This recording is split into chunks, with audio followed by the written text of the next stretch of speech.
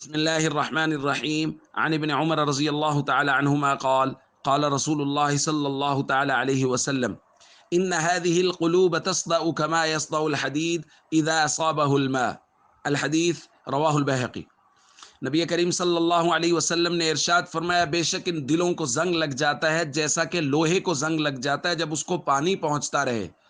صحابہ نے عرض کیا، یا رسول اللہ وما جلاؤہا، دل کو زنگ لگ جائے تو اس کو صاف کیسے کیا جاتا ہے؟ حضور نے فرمایا، کثرت ذکر الموت و تلاوت القرآن، موت کو کثرت سے یاد کرنا اور قرآن کریم کی تلاوت کرنا، ان دو عمل کرنے سے دلوں کا زنگ اترتا ہے۔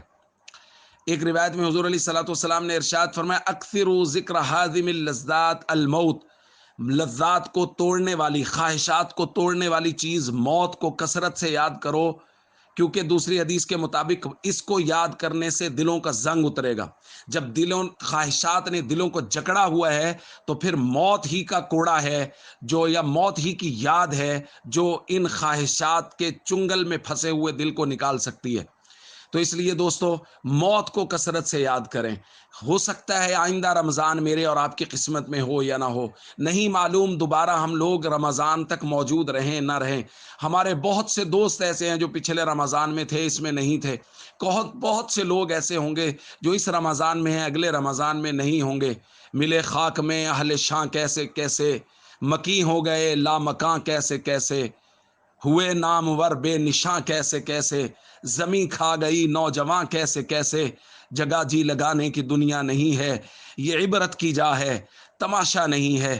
اس لیے میرے دوستو، ان تماشوں اور خواہشات کے پیچھے نہ پڑیں۔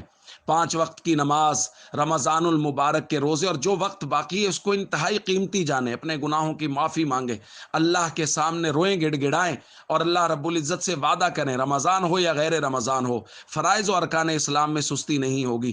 نبی پاک صلی اللہ علیہ وسلم کے طریقوں کے مطابق زندگی گزارنے کی کوشش کریں گے۔ السلام علیکم ورحمۃ اللہ وبرکاتہ۔